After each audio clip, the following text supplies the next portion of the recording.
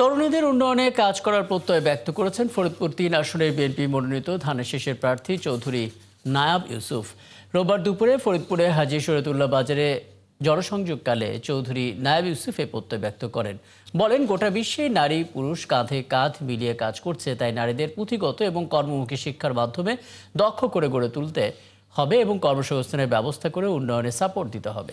এছাড়া তরুণদেরও সুশিক্ষা গ্রহণের মাধ্যমে আলোকিত মানুষ হিসেবে গড়ে তুলতে হবে। তাদের কর্মসংস্থানের ব্যবস্থা করে দেশের কাজে আত্মনিয়োগের সুযোগ সৃষ্টি করার ব্যবস্থা করতে হবে। এ সময় বিএনপি এবং অঙ্গ ও সহযোগী সংগঠনের নেতৃবৃন্দ উপস্থিত ছিলেন। নারী বা পুরুষ এরকম কোনো ভেদাভেদ আমি ফরিদপুরে দেখি না।